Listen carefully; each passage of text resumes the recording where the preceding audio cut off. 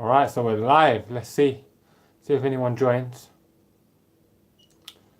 See what's going on.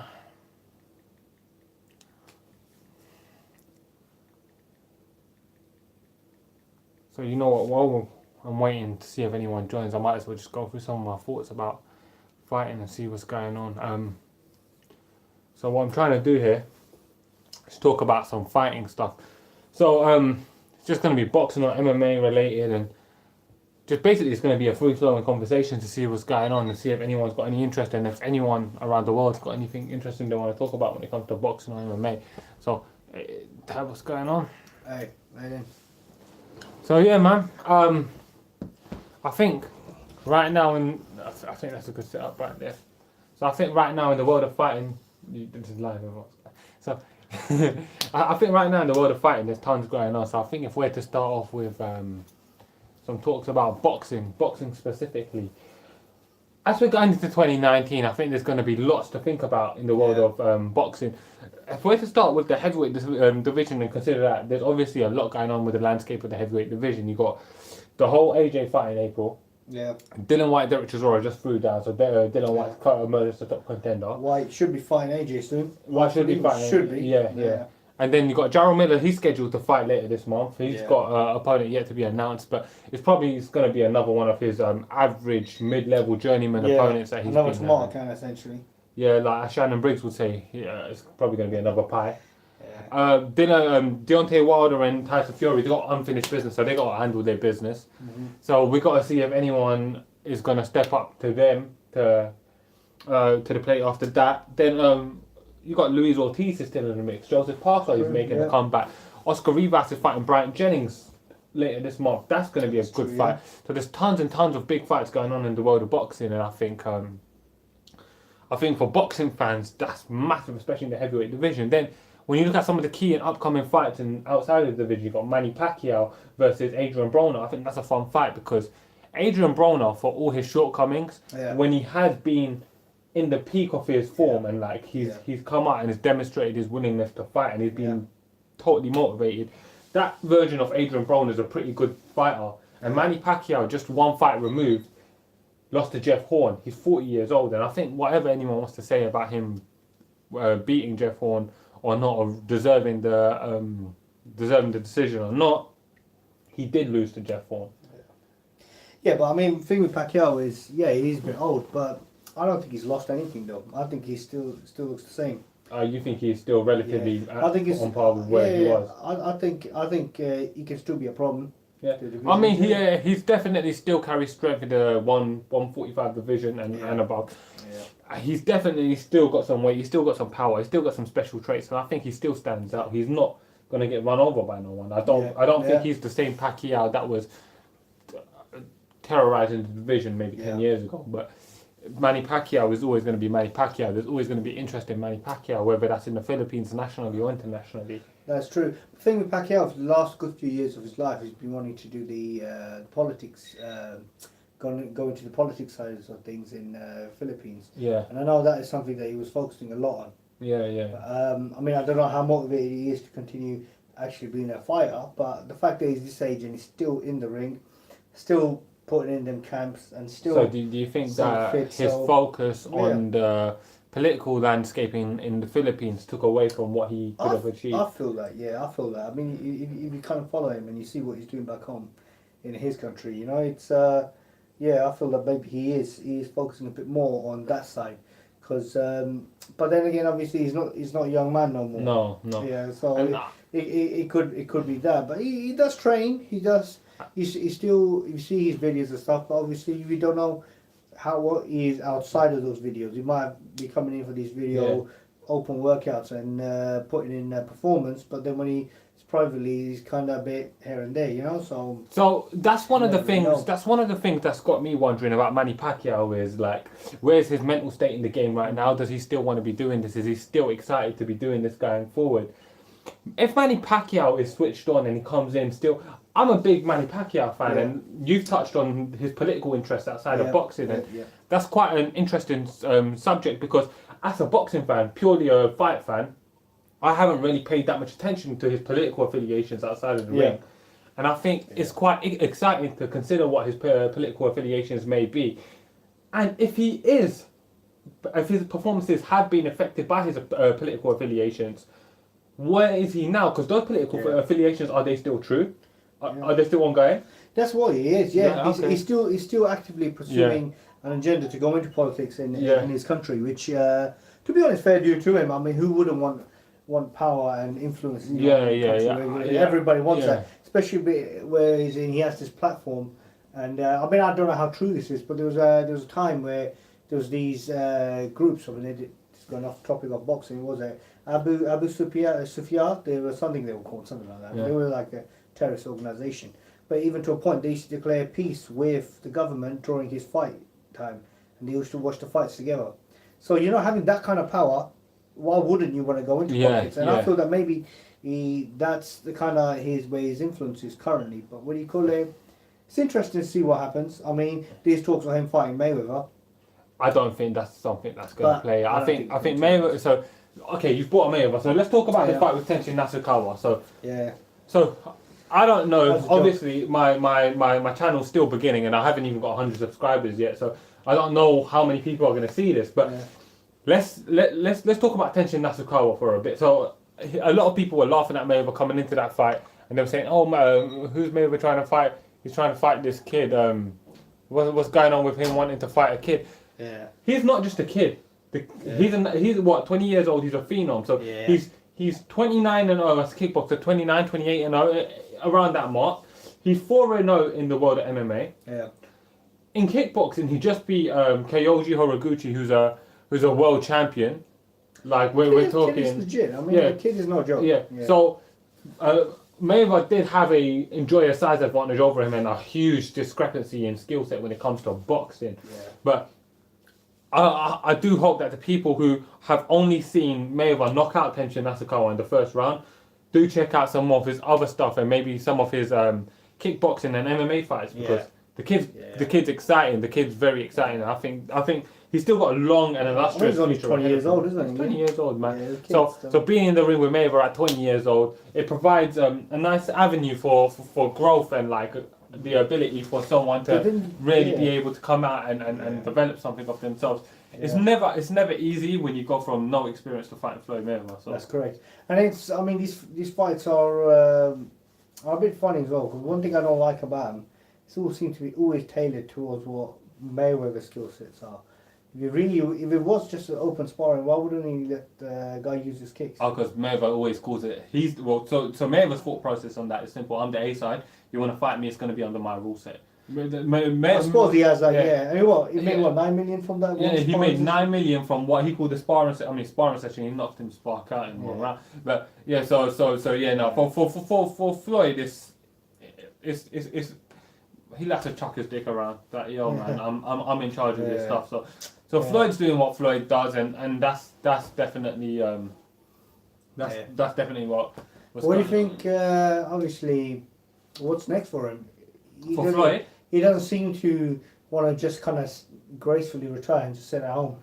You see, if Floyd is content and happy, because after what he was saying, he said after the Tenshin Nasukawa fight, he goes, "Guys, I'm retired. I'm done. I've achieved everything I need to achieve. I'm just having some fun." So if he was just seeing it that he's just having some fun, that's fine. Have some fun. Go about your life, have some fun. And if he wants to have some exhibition fights, I've never been of the opinion that it's wrong for him to have the exhibition fight, because whilst I don't want to see him damage his legacy, and I think over the course of years in boxing, there's become this mindset where when you hit 35 or over, you're an old man, but you're not an old man. You're a very young man with a long life still ahead of you, and hopefully a long, healthy life still ahead of you. And if at that age you can still capably do what you love, and like Floyd can make $9 million for an exhibition fight, a fight that's not going to be on his record no matter what is going to happen, then why not have some fun?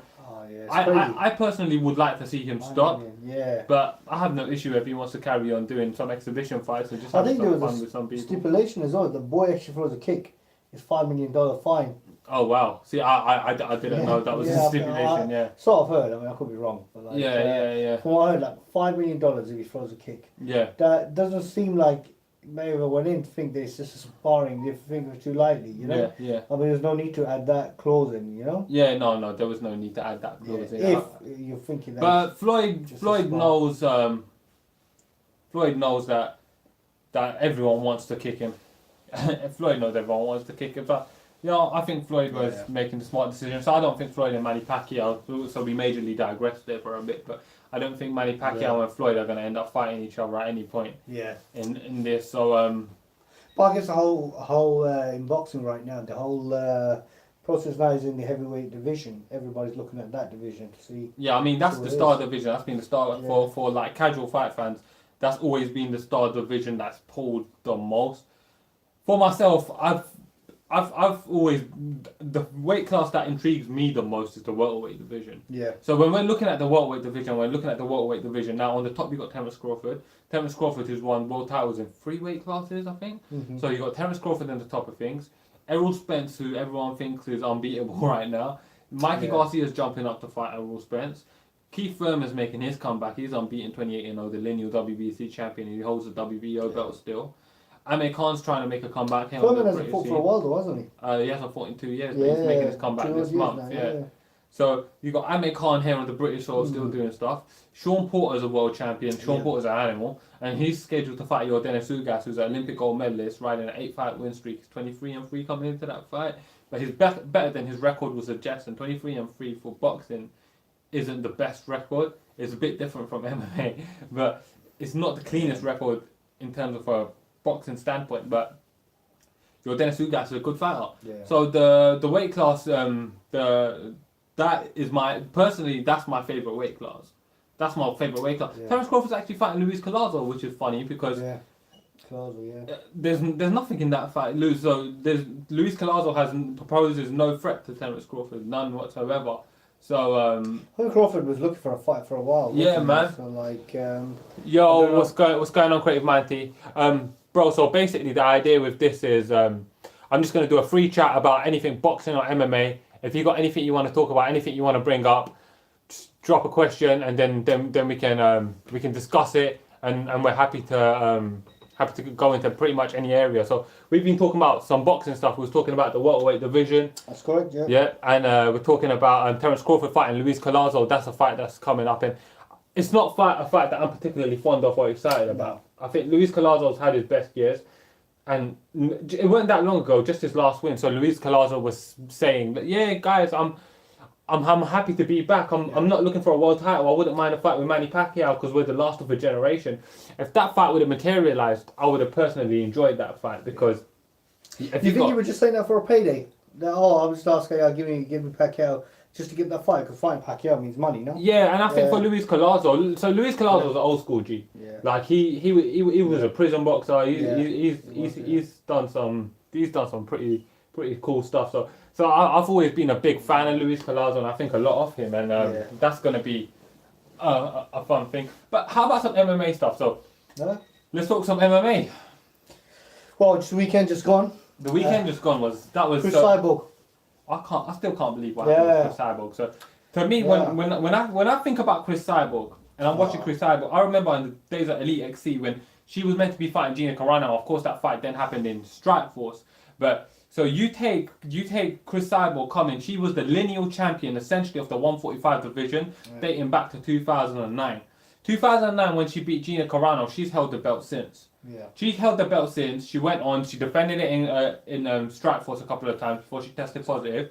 Went to Invicta, smashed Marlos Conan again and won the Invicta title. Came over to the UFC and smashed everyone in her path, won the belt. And she looked like she was evolving into her skill set. And one of the things that really confused me coming into the fight with Amanda Nunes. So when I broke it down, I was saying, okay, I think Chris Cyborg, she's gonna stay tidier this fight round. She's gonna be much more calm. She's gonna come in. She's gonna be a patient fighter. She's gonna come in. She's gonna be calm. That's what I was anticipating. That's not what she done. No. She went out there, charged, and met Amanda Nunes in a gunfight. Amanda Nunes coming up from the weight class below. Obviously, she's the sharper, faster fighter. Being faster provided a difference where she was landing, and her connections made a difference. Yeah. And I think they both kind of went in a bit crazy. I think Cyborg got her instead of taking a step back. She charged forward again and got hit a few more times. Obviously, Nunes didn't kind of let up on that. She wanted to stay on top of her. But like, I mean, Cyborg paid for it. She did say that obviously she don't feel the best losing after all them years. 13 years. Yeah, 13 years. She handled the loss well. Yeah, No? and she took it very very classy. Like she was very humble about it. But obviously, it does sting 13 years at the top to kind of get knocked off due to not even actually competitive fight. It's just like going a bit crazy. But Nunes' head movement was pretty sharp in that fight. That's a good point.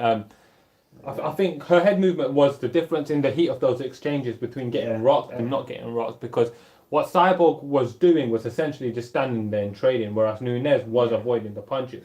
Yeah, she was moving out of the way. She was actually trying to fight as technical as possible in an actual and it's crazy because it's not that long ago that Amanda Nunes was 9 wins, 4 losses.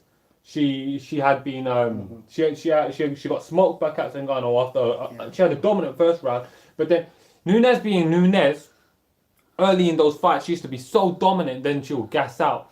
So coming into this fight, and I was looking at the Valentina Shevchenko fight as well, I was like, okay, well, the size difference between Shevchenko and Cyborg is enormous. So struggling with Shevchenko, although Shevchenko's the much more sharper, technically proficient striker. Yeah, you gotta consider what that means for the. Yeah. But you know what I was thinking. So what does this now mean for the 145 women's division in the UFC? So Cyborg's coming for loss. Megan Anderson's the only true 145-pound fighter there. Yeah. Holly Holm's gone back down. She's gonna fight Aspen Ladd. Yeah. Amanda Nunes is the bantamweight champion. Yeah. I have a feeling it's going to go the same way as the men's 125 division. I feel like it's about to get exited and taken out. Because Cyborg's not even I think she's got 1 fight left on her contract. Yeah. She's got 1 fight left on her contract. Do you think they'll give her a rematch? Well, Dana White said, I think because Cyborg is Cyborg and she's been very vocal in her issues with the UFC and said that she wants to box. She said she wants to fight Julia Budd over in Bellator. I think the fact that Cyborg is Cyborg, I don't think she will get a rematch. I think UFC is going to make it very difficult for her to get the rematch, and that's a frustrating thought because the only other fight then is Anderson. Megan Anderson to fight. What's her name? Amanda Nunes. Yeah, there's no choice. But will Nunes keep the belt? I don't know. She might just want to rather go down. It'll be interesting to see what she does. I think no matter what she does, it's going to be very interesting. I'm excited about it either way and see what happens. So. Another fight MMA wise that I'm pretty excited to see coming up is TJ Dillashaw versus Henry Cejudo. Yeah, I think that's going to be a good fight. I think Cejudo hopefully wins. You know, I don't like Dillashaw. I just don't like him. No, he's a good fighter, but I just don't like him. Yeah, so, yeah. I mean, they're going to use that. It's nothing technical about it. I just don't like the guy. Yeah, so, as a fighter, TJ Dillashaw is brilliant. Though. So as a fighter, TJ Dillashaw, he's got beautiful stand up. And one of the questions I've been asked recently is, could I recommend any fighters to start looking at into MMA? So for someone who's not necessarily an MMA fan, TJ Dillashaw is a beautiful standing point. Because he has got such beautiful technical stand up, such beautiful striking, such beautiful movement. His kicks, his wrestling, everything, all round game. I feel that TJ Dillashaw puts it all together in almost better than anyone else. That's true. And for whatever anyone wants to say about TJ Dillashaw on a personal level, if we're just talking about it objectively, just about his fighting and remaining completely unbiased to who he is as a fighter, TJ Dillashaw is an absolute G. He has got beautiful stand up. He's shown that he's durable. He's shown that he's tough. He's won 2 world titles. He's going down to 125 to fight Henry Cejudo. He says he feels like a hitman going down to take out a division. I do think he's going to struggle to get to 125 regardless of what he says. A 33-year-old man who has never made 125 is going to struggle to make 125. But he said he's cutting a lot of weight. He's starting the weight cut from a long time. He's doing the build-up from a long time before. Yeah, so he's shredded at 135 though. Yeah. He's absolutely shredded. It's not like me carrying around fat. He's shredded at 135. So if he's shredded at 135 and you think that he's going to go down to 125, what's he cutting it from? How much is that going to diminish him? So Joe Rogan always talks about the point of diminishing returns. Is he going to hit his point of diminishing returns?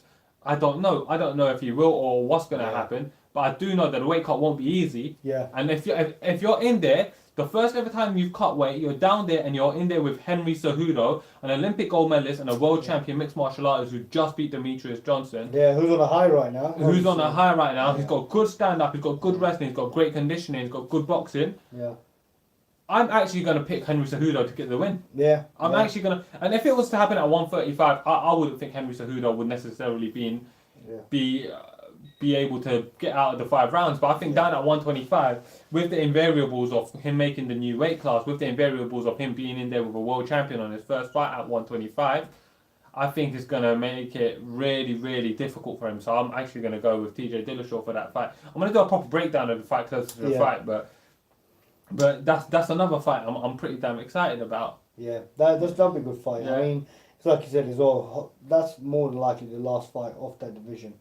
I don't think they made that official yet. Yeah, no, they haven't made it official. But they started cutting 125 fighters. Yeah. There's tons going on with the UFC's 125 division, and it's kind of frustrating because I personally have always enjoyed the 125 division. I don't mind Demetrius Johnson going to 1FC because he won't get the love he deserves. Yeah, plus I watch 1FC anyway. It's so easy to watch. Their product is so easy to watch and so viewable. You just download the app and you watch it live on your phone in HD. It can't be any easier to watch their product. And they're putting on a card in that card in Asia. It's going to be stacked. They've got Ong Lan Sang on it. They've got Angela Lee. They've got Eddie Alvarez. They've got Demetrius Johnson. I forget. They've got another world champion on there. Who's Alvarez fighting? Have they got a guy pulled up for him yet? Yeah, they've mentioned them. I don't remember their names. Either of their opponents. I know they're going to be fighting. That'll be nice to kind of see Alvarez go out and see what he can do. I mean, he did leave the UFC. And to pursue other things, so hopefully that all works out for him, and he can once again rise to the top where he's been on most. I think most promotions he's fought has always been at the top. So he's won a world title in every promotion he's ever fought in. So hopefully he can do this as well. Now here's something that I have to ponder. Yeah. Right. So we know that Dorian Caldwell, Bellator's bantamweight champion, just fought Keiji Horiguchi this weekend. He did. So and he went out there and got choked out, but anyways, he was doing well. So Bellator is open to their world champions fighting in other organisations and fighting other organisations' world champions. So if Bellator's open to their champions fighting other organisations' world champions, Michael Chandler just won a belt. If Eddie Alvarez goes on a run, wins this tournament, which I assume he will, and wins the belt, imagine if Eddie Alvarez wins the belt, then would Bellator be open to co-promote with one and then have a champion versus champion fight again? That'd be a good fight. That'd be a good fight. That'd be a great fight. What are they currently? So it's one apiece. Yeah. The first fight was an all-time great. The second fight was an all-time great. Honestly, I felt like Michael Chandler should have got the second W. But you know what? It didn't matter because now it means they're 1-1 and we can watch the fight. That'd be nice actually. And I'll tell you what, that will be big for MMA. That would be big for MMA. So, and I've always kind of said that. I think that they should do what boxing do. Like you can have one undisputed champion. Person that holds multiple titles of multiple organizations, it's like it gives it that bit more. So that's kind of touching on the Ali Act and what the Ali Act done for boxing. So, but outside of the UFC, I think it's a good idea for promotions to cross promote and pin their biggest stars against each other because it provides a lot of fan interest to everyone to tune in and watch the fights, and I think that would be a particularly exciting fight to see that. That is correct, yeah. Yeah, so I would like to see that, and I think there's a few people that would enjoy seeing those kind of fights. Yeah. Me personally, I know I would love that. So let's have a look at some of the other fights that are coming up. So Cain Velasquez is coming back to fight Francis Ngannou. Cain Velasquez hasn't fought since he beat Travis Brown in July 2016. Prior to that, he hadn't fought in over a year when he lost to Fabricio Werdum in 2015. Yeah. Prior to that, he hadn't fought in almost 2 years. So Cain Velasquez has been so inactive coming into this fight. He's got a lot of health problems as well, hasn't he? Yeah, his back's a mess, his knee's a mess. He's had a lot of health problems, and I think if everything was black and white and Cain was Cain and Francis was Francis, I would say Cain's coming in to blow him out of the water and this is going to be a horrific beatdown. But I don't see that this fight's necessarily going to play out like that because what we're seeing here with Cain Velasquez is we're seeing someone who hasn't fought in over 2 years. Yeah. We're seeing someone who's over, 38 years old. It's about 38. We're seeing someone who's had multiple surgeries, multiple injuries, And although he looked like a hurricane in his last fight was 2.5 years ago. Yeah. 2.5 The thing years is, ago. he's not really. I don't think he's really been pushing that. Yeah, he's not feeling it, but he's got a lot of health issues. But he could have been a bit more active than he has been. Well, I mean, I don't know how serious these are. Obviously, Yeah. he only knows that. Yeah. But like the thing with Kane is he's a even bit, yeah, he's a yeah, bit behind. Yeah. even with Kane in the peak and pinnacle of his run, he said he didn't want. He was happy fighting just once or twice a year. Fighting just once or twice a year, that doesn't really provide you with any opportunity to get in much action or much work. Yeah, So that's it. And I don't know. The problem with Ngannou is he has a weakness with his cardio. He's a weakness with his wrestling, but he's got so much power that I mean, I don't know. Depending on how rusty Velasquez is, if he can get caught early and Ngannou puts it on him, Ngannou might actually take that. You know? Francis Ngannou can touch anyone, and anyone he touches, he can put to sleep. Yeah. So Francis Ngannou in this fight holds a real opportunity to be able to do something pretty spectacular and just get the finish here. And I know me for a fact, I'm going to be tuning in for that fight, and I'm not going to be expecting Kane to run through Ngannou like I think a lot of people are, because there's a lot of questions surrounding these fights, and these questions are very particular, and they're worth considering. There is serious stuff to think about when it comes to a lot of this stuff. That's correct. So I've just had a thought pop in my mind, and it's boxing related. What do you think is next for Alexander Usyk? Well, he's going up. That's what he says. He has all the intention in the world to go up. I think he will have he will have a heavyweight fight with a mid-level fighter. I don't think he will go straight into the deep end.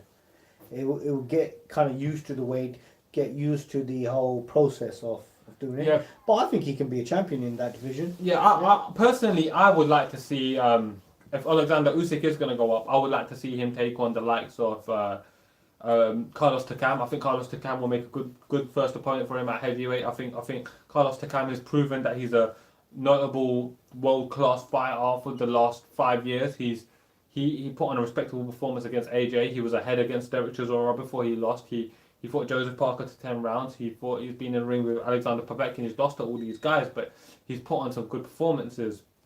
I think Carlos Takam should be respected for who he is and what he can achieve, and there's no reason he should write him off now. And just the other day when he fought Sened Gashi, he looked pretty good. So so with that considered, you got to wonder, okay, so he's getting these W's. He's obviously a capable boxer. He's obviously a capable fighter. What's next for Alexander Usyk when he's going up to challenge these guys? He needs to prove himself on the heavyweight scale first. That's what. And if you look at it historically, Evander Holyfield went up and he proved himself against the guys as well. So it'll be interesting to see how that comes across. But I personally would like to see that. I would like to see him fight somebody as well, but somebody off that level. But I think he needs a fight to kind of get him introduced to the division, to introduced to the weight, the power, because there will be a difference of that. Because obviously a lot of the heavyweight guys are big guys compared to, well, obviously there's cruiserweight is a division lower, but the heavyweight guys, obviously some of them are huge the way they're coming up right now. I mean, look at the size of Big Baby Miller. Yeah, look at this guy. He's over 300 pounds. 317 pounds of solid muscle. That's what crazy. Big Baby Miller is. It is ridiculous how big he is. So big, and obviously Usyk needs to gain quite a bit of weight for him to kind of have that power and stuff. I mean, he's quite a technical guy. I think he'll do well, but I think he needs to be introduced to the division with a mid-level fighter. So I think Carlos Takam is probably the best welcome opponent for I want to say Takam is mid-level. I think Takam's first fight might be problems for him. I don't think so, because a lot of people are saying Alexander Usyk is going to come up and unify the division. So I think if he's to come up and fight someone below the rankings of Carlos Takam, who's he going to fight? Someone with a 500 record. You can't be sat there telling me you're one of the greatest to ever walk the earth. I'm the best cruiserweight of this generation. I'm undisputed. I've unified the division in 16 fights. I knocked out Tony Bellew, who knocked out David Haye. Yeah, let me fight this guy with a 12 and 24 record. I suppose with that kind of hype, you can't really do that. But what do you call it? The worst possible opponent that I'll be willing to accept seeing him against will be probably someone like Lucas Brown. If Lucas Brown was to be the opponent that he decided to fight, I'll say, all right, you know what, fight Lucas Brown. It's cool, do your thing. But I think I want to see him with a proven, respectable caliber of fighter. I don't really want to be seeing him against someone who's bumming. There's no interest in me seeing Alexander Usyk fight a scrub. I know he can beat scrubs. Even if he comes up and fights Manuel Charr, I don't know what's going on with Manuel Charr, but if Manuel Charr's sorted out his drug suspension and his drug related issues, I know he said he was going to appeal it. Haven't looked into it. But if Manuel Charr was gonna sort that out, then wasn't he having some kind of surgery come up, or has he had that already? He had his surgery. Then he was meant to be defending his WBA regular world title against Fresno Cuendo, but then he tested positive for steroids. Yeah. So he said he's going to appeal that, and now it just depends to see what's going to happen with that. Like if he's going to appeal that. I don't know what's going on, but I think Manuel Charr, if he's available, will be another good test. I think. Marco Huck is actually a heavyweight as well currently. So Marco Huck, after he lost a couple of fights at cruiserweight, he's a long time cruiserweight world champion was Marco Huck. After he lost a couple of fights, he's gone up to heavyweight and he's done his thing up at heavyweight. So I think it's going to be interesting to see what's going on up there. So guys, I think I'm gonna well, there's only one person here, so I think I'm gonna start looking to wrap this thing up. For anyone who might see this video later, if you guys are interested in these kind of conversations, I'll be happy to interact a lot more with you guys as well. And if you've got any questions about fighting, or there's any particular fight upcoming, boxing or MMA that you want to talk about, I'll be happy to talk about it, and we can discuss it. We can debate stuff. Let me know if you guys are interested in stuff like this in the comments, and if you're not interested, just dislike the video and let me know that you're not really interested in stuff like this. So, but thank you for tuning in, whoever did tune in. So thanks a lot, and thank you Creative Mind T for your comments and your contributions to the discussion as well. Thank you. Thanks, guys.